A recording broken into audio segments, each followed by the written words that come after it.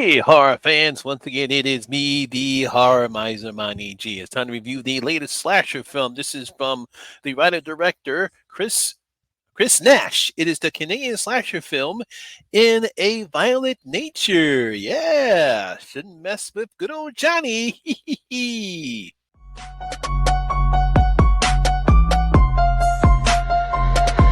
Y'all ready for this?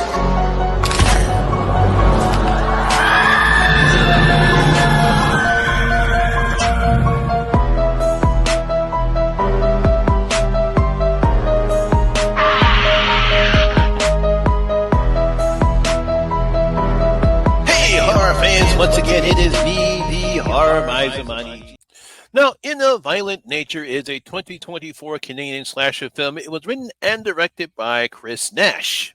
Now, the film stars Rye Barrett, Andrea Pofolik, and Lauren Marie Taylor. Yes, Vicky from Friday the 13th Part 2. Now, in this film, when a locket is removed from a collapsed fire tower in the woods that entombs the rotting corpse of Johnny, a vengeful spirit spurred on by a horrific 60-year-old crime, his body is resurrected and becomes hell-bent on retrieving it.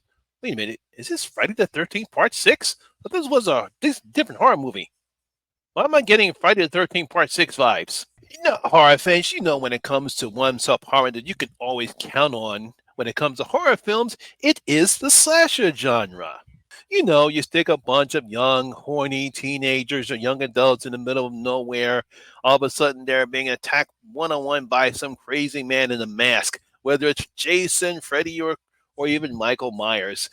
Slasher films have come and gone throughout the ages, especially during the mid-'80s. We just can't get enough of slasher films. And I believe that's one of the reasons why. It's because they're very cheap to make, they're easy to produce, and if done correctly, can make money for both the filmmaker and the studio that releases them. Now, when the slasher genre was getting stale during the mid-'90s, the late great horror director Wes Craven and screenwriter Kevin Williamson gave us Scream. And you might as well say a lot of people say that revitalized or actually brought back not only the slasher film, but horror films in general. Because we're getting a bit stale. We really haven't had a decent Freddy or a Jason or a Michael Myers film in that particular time. Yeah, we did have some decent horror films, but nothing like on the style of Freddy, Jason, or Michael. But then came Scream, and bam, we got Ghostface. So just like how Scream revitalized the slasher genre back then, Canadian film writer and director Chris Nash hopes to do the same with his latest entry into the Sun genre. This is called In a Violent Nature. Now, the setup for this is very simple. After a group of friends remove a locket on the remains of a collapsed fire tower, the corpse of Johnny rises from the grave.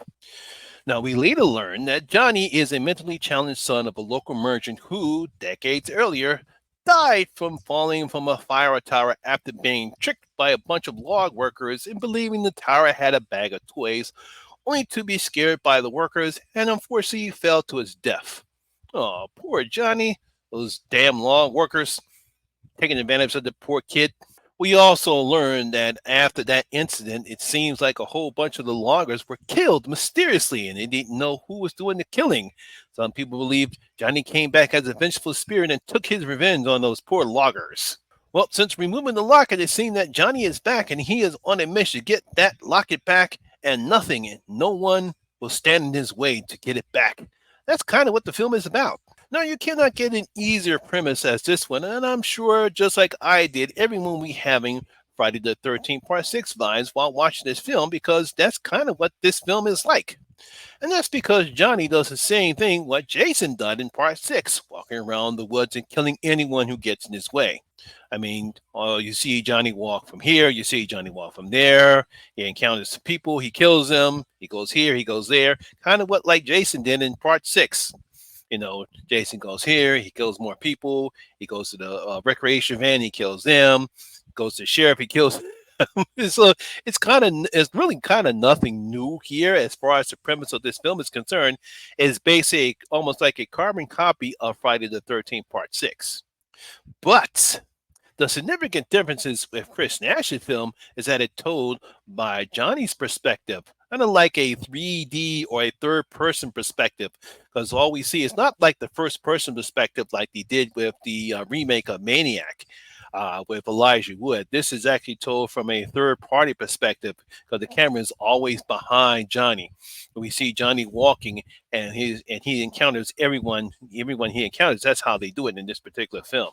So we really don't hear from anyone of the group of young people that Johnny is stalking unless he is near them.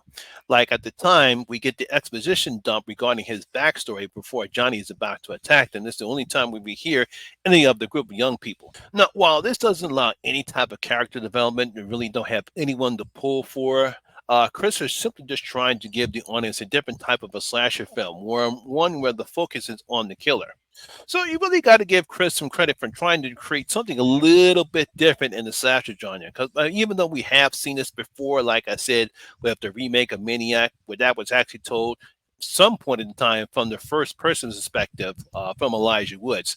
This here is done by the third party perspective, sort of like when you're playing Resident Evil 4 or Resident Evil 4, when you're playing as Leon, it's told from the third party perspective. So that's what we always see. We always see him walking in the woods. Very rarely do we get a first person view or a first person POV shot. It's always from the third party perspective.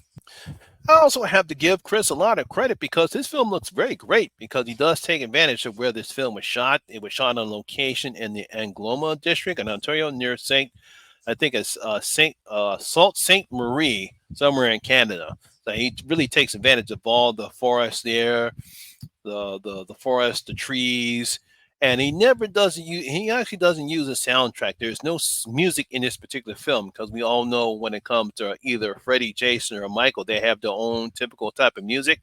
There's no music in this particular film, so don't expect any type of a soundtrack. He didn't create one.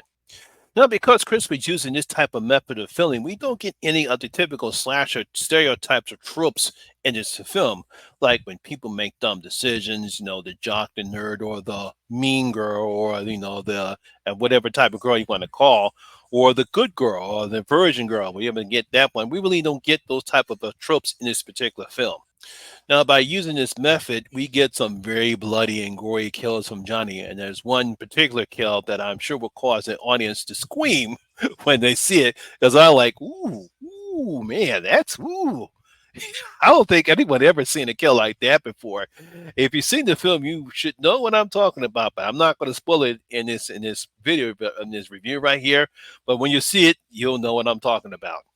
Now, while I do like the approach Chris uses here, there are a couple moments in the film that I didn't like. There's one point in the film where there's a long take, and I mean a really long take. It kind of really adds nothing to the film.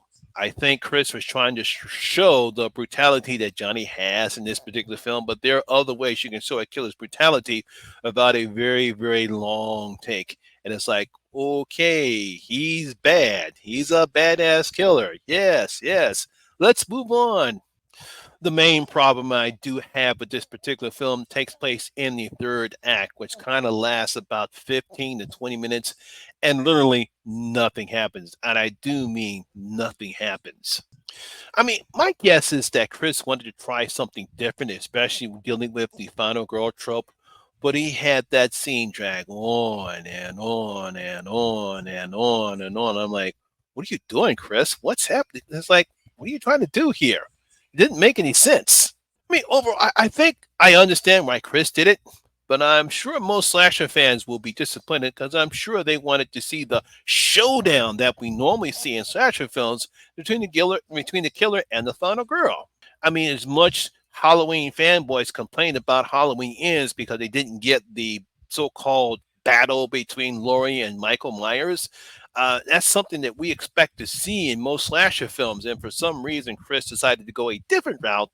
And I'm assuming that's going to take a lot of people out of this film. Because it really took me a lot out of this film too, of what happened in the third act. Hey, but it was nice to see Vicky from Friday the 13th Part 2 as Lauren Marie Taylor makes an appearance in this film. Yeah, kind of nice to see her in a film like that, but her role and what she does is kind of wasted. I mean, overall, I'll give Chris Nash credit for trying to come up with a unique style for a slasher film. Trying to do something different, trying to obviously put a staple on his name, just like how Wes Craven and Kevin Williamson did with Scream. I mean, we do get some decent kills, we get some excellent practical effects, and I guess you can consider the old-fashioned fire mask that Johnny has that he wears. But unfortunately for me, it's simply not enough to create the type of buzz I believe Chris was looking for. So I'm going to give In a Violent Nature only 2 out of my 5 bloody gold coins. And like I said, it was a typical premise that we've seen before in slasher films. I like the perspective from the killer's point of view, not the first person perspective from a third party view, POV shots. And like I said, we have some decent kills, decent practical effects, but unfortunately, just not enough. Too many long takes, a very, very lackluster, very disappointing third act of the film. But I give Chris a nice try for trying to do something different. But only 2 out of my 5 bloody gold coins. So there you have it, guys. That is my video and review for In a Violent Nature. Hope you guys did enjoy it. If you did, please give it a thumbs up, like, and share. It really helps out with the YouTube algorithm. Have you seen In a Violent Nature? I believe it is playing on Shutter right now. If you have, please tell me what you thought about it by commenting on the comment section below. Also, if you're new here, please hit that subscribe button, ring that notification bell. That way you'll be notified anytime when I put up new videos such as this one. Once again, my name is Lamont Smith, better known as the Horror Miser Monty G. And always remember that horror rules. And I see you in my next video. Y'all guys stay safe out there.